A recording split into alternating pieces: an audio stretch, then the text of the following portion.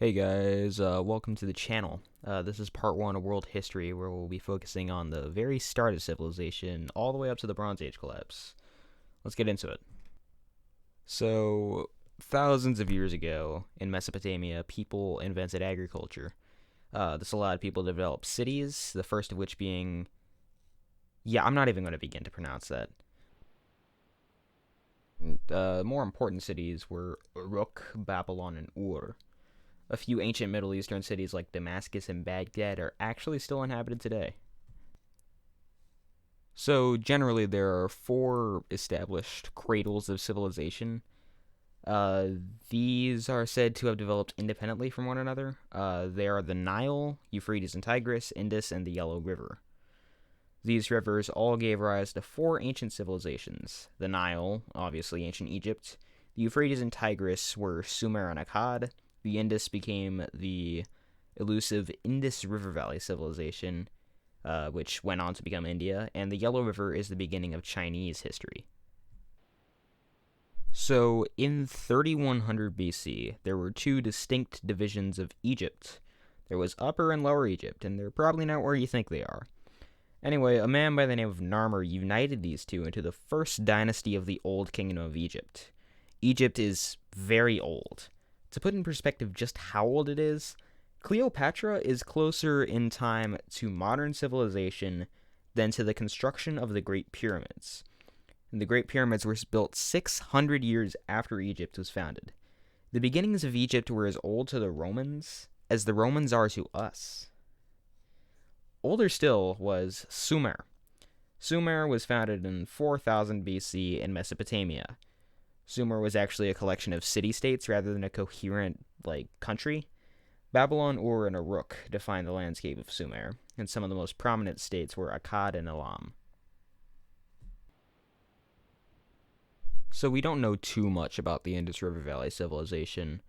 All we do know is that they had a bunch of very advanced cities, of course, for their time. And they were one of the best examples of an ancient, more urbanized civilization, with the city of Mohenjo-Daro, the one you can see right now, containing up to 60,000 people. China is a bit more tricky. Legend has it that a man by the name of Yu the Great built a series of canals that contained the floodwaters of the Yellow River. He was then promptly crowned king, but soon became emperor of the new Xia dynasty in 2100 BC. However, we don't actually think Yu the Great even existed.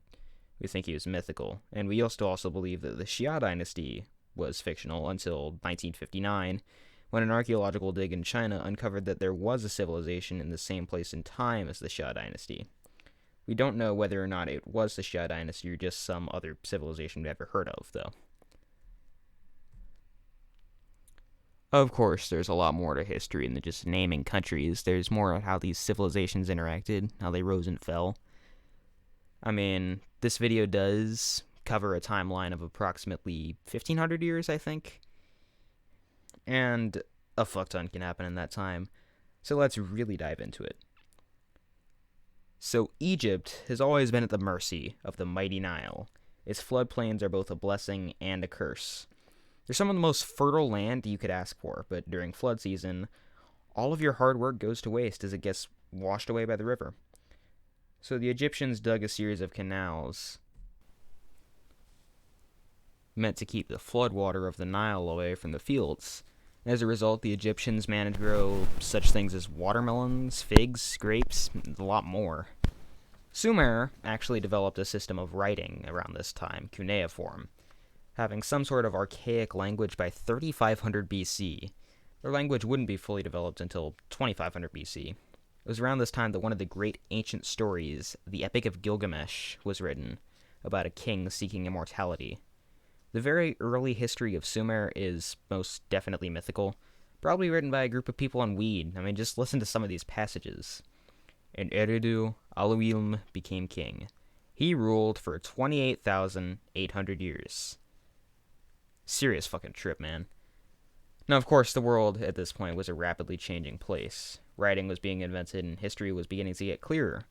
On top of that, another little thing was happening called the Bronze Age. Before the Bronze Age, people mastered the art of stone tools. Spears in Africa, flint arrowheads in America, things like these define the Stone Age, but with the development of civilization came the development of metal. People discovered that you could melt down tin and copper and create bronze. Bronze was used in tools as early as 3000 BC, with bronze being developed in all four cradles of civilization by 2000 BC. In 2160 BC, the already ancient Egyptian Old Kingdom began to fall apart. This was because of a lot of things, not the least of which was corruption.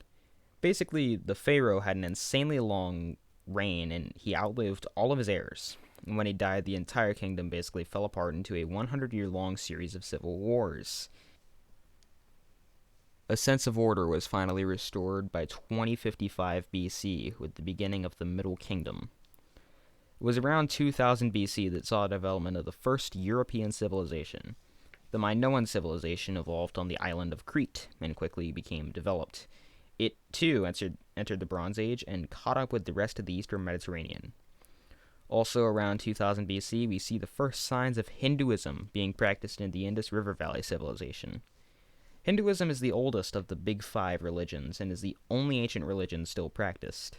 Most believers in Hinduism would actually argue that Hinduism has always existed, hence it being called the Eternal Way. In 1700 BC, the Xia dynasty was overthrown by the Chinese people and replaced with the Shang dynasty. And that was the last time the Chinese government ever needed to be overthrown. Everything was perfect forever after, and everyone was happy. Also in 1700 BC, another contender in Europe rose. Mycenaean Greece was established in the mainland of Europe, where it ended up competing with Crete. Speaking of Crete, in 1600 BC, a supervolcano by the name of Thera erupted in a Greek island called Santorini. This destroyed some Minoan towns and sent the entire civilization into a dark age that would lead it plummeting to its collapse. The Middle Kingdom of Egypt was very short-lived compared to the Old Kingdom, and it only lasted 500 years. So by 1570 BC, the New Kingdom of Egypt was founded. It would become the most prosperous of the Egyptian kingdoms and spread its influence from Ethiopia to Turkey. A region known as the Fertile Crescent was always the crown jewel of any Middle Eastern civilization. By 1500 BC, the region that was once known as Sumer had been ruled by 4 empires. In 1500 BC, Assyria was the dominant force in the Middle East. In Anatolia, a group known as the Indo-Europeans, who in 5000 BC had conquered everything from Spain to India, settled down in what is now central Turkey and founded the Hittite Empire. The late Bronze Age had brought about a civilization the likes of which no one had ever seen, and everything was going super well, up until it wasn't. See you guys soon with another video about the Bronze Age collapse. If you like this video, you should subscribe. If you have any questions that I left unanswered, feel free to ask them in the comments.